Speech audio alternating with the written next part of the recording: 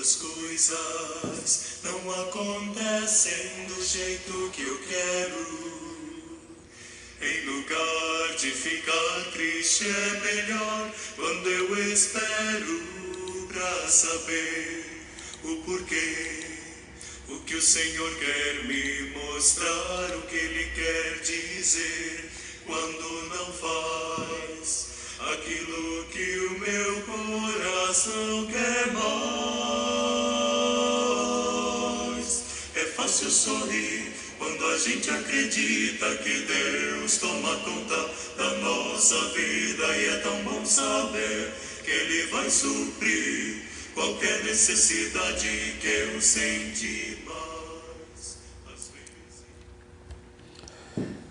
Olá, irmãos e amigos, estamos juntos mais uma vez para o nosso Café com Deus. Meu nome é Edivaldo. Hoje gostaria de compartilhar mais uma meditação baseada no livro de Atos dos Apóstolos, capítulo 5, versos 33 ao 42. Assim diz a palavra do Senhor. Ouvindo isso, eles ficaram furiosos e queriam matá-los. Mas um fariseu chamado Gamaliel, mestre da lei, respeitado por todo o povo, levantou-se no sinédrio e pediu que os homens fossem retirados por um momento. Então lhes disse: Israelitas, considerem cuidadosamente o que pretendem fazer a esses homens. Há algum tempo apareceu Teudas, reivindicando ser alguém, e cerca de 400 homens se juntaram a ele. Ele foi morto, todos os seus seguidores se dispersaram e acabaram em nada. Depois dele, nos dias do recenseamento, apareceu Judas, o galileu, que liderou um grupo em rebelião. Ele também foi morto e todos os seus seguidores foram dispersos.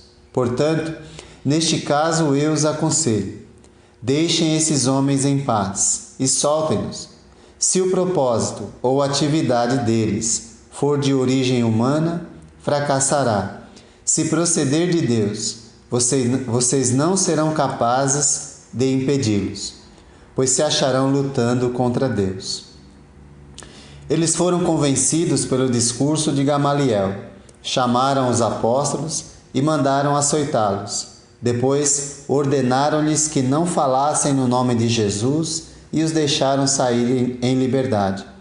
Os apóstolos saíram do sinédrio, alegres por terem sido considerados dignos de serem humilhados por causa do nome. Todos os dias, no templo e de casa em casa, não deixavam de ensinar e proclamar que Jesus é o Cristo. Alegria no sofrimento. Parece um paradoxo, algo contrário ao que seria natural. Ao invés de tristeza por causa da dor e do sofrimento, eles tiveram alegria. Ao invés de tristeza, ficaram alegres, porque ficaram parecidos com Jesus. Lembraram do sofrimento do seu Senhor, e isso trouxe alegria a eles. Pelo menos alguém no sinédrio mostrou o mínimo de sensatez, equilíbrio e bom senso. Por outro lado, não foi suficiente para trazer sensatez, equilíbrio, bom senso aos seus colegas de sinédrio, pois, mesmo assim, açoitaram os apóstolos, talvez pensando que isso fosse desanimá-los, amedrontá-los, impedi-los de continuar anunciando. Mas eles se enganaram. Porém, o discurso de Gamaliel, embora pareça ser cheio de sabedoria, é um discurso humano que não se coloca a favor da verdade. O discurso de Gamaliel parece bonito, mas é puramente humano, cheio de ceticismo. Na mente dele, Jesus provavelmente era igual aos outros líderes rebeldes que pereceram. Comparou Jesus àqueles homens que causaram rebelião em algum momento na história dos judeus. É um discurso cheio de cinismo. Para Gamaliel, a história simplesmente está se repetindo mais uma vez. É um discurso cheio de pragmatismo. Ele diz: olha, se funcionar é de Deus. Se não der em nada, não é de Deus. A princípio parece sábio, mas pragmatismo pode ser um sinal de falta de fé e indiferença quanto à verdade. É um discurso também que revela fatalismo. Basicamente ele disse: vamos esperar e ver o que acontece. O que será, será. Muitas pessoas falam bonito, mas o discurso se revela puramente humano. O resultado na vida de Gamaliel foi uma indiferença grandiosa. Portanto, não se engane com discursos humanos a favor de Deus. Existe muito em nossa época. Ele não foi simplesmente mais um. O nosso Senhor não foi simplesmente mais um. Ele é o Rei dos Reis e Senhor dos Senhores. E quem não estiver disposto a aceitar isso, colherá também o fruto da sua indiferença. Porém, o resultado na vida dos discípulos, na vida dos apóstolos, foi coragem de continuar testemunhando a favor do Senhor. Os líderes foram indiferentes. Gamaliel foi indiferente. Mas os discípulos mostraram coragem e ousadia para continuar falando, sabendo que isso traria resultados para a vida deles. Eles foram açoitados mais uma vez e proibidos de não falarem mais em nome de Jesus. Qual foi o efeito que isso causou na vida deles? Tristeza, depressão ou qualquer coisa do tipo, ressentimento, ódio, rancor? Não.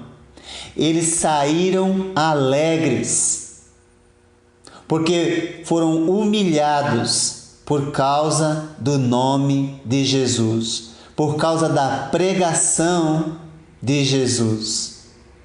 Eles ficaram alegres não por causa dos açoites ou por causa do sofrimento em si, mas porque se identificaram com o seu Senhor no sofrimento, sendo considerados dignos de sofrerem pelo nome de Jesus. E a prova dessa alegria, dessa convicção, dessa certeza, foi que eles continuaram a ensinar e a pregar Jesus Cristo todos os dias, no templo e de casa em casa. Com quem você se parece mais?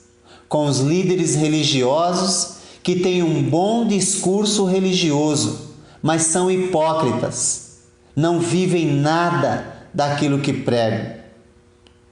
Ou você se parece com Gamaliel, que aparentemente mostrou sabedoria, sensatez, mas foi indiferente quanto a se posicionar a favor de Jesus? Ou com os apóstolos, que estão dispostos a sofrer pela verdade e não abrem mão dela, mesmo que isso traga dor e sofrimento?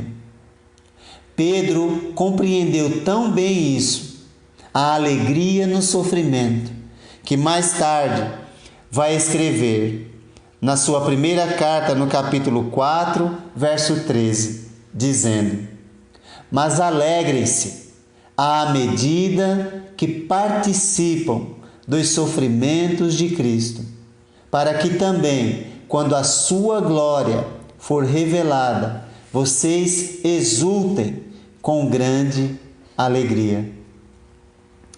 Se você está sofrendo porque não está vivendo de acordo com a verdade, arrependa-se. Mas se você está sofrendo por causa da pregação do Evangelho, alegre-se, pois nesse momento é que estamos mais parecidos com o nosso Senhor Jesus Cristo. Os discípulos não buscaram aplausos humanos, não buscaram reconhecimento ou bajulação humana, mas buscaram a alegria de ficarem parecidos com Jesus. Que nós possamos buscar e imitar o exemplo dos nossos irmãos no passado e pregarmos o Evangelho com todo o vigor, com toda a força. E se isso nos trazer dor e sofrimento, lembre-se, estamos mais parecidos com o nosso Senhor. Que Deus te abençoe. Não consigo entender, mas que posso crer que Ele sabe realmente o que é melhor. Agradeço, Senhor, por fazeres em minha vida só aquilo que Tu queres. Agradeço porque, apesar do que sou, Senhor, ainda me tratas com tanto amor. É fácil sorrir quando a gente acredita que Deus toma conta da nossa vida. E é tão bom saber que Ele vai suprir qualquer necessidade que eu senti.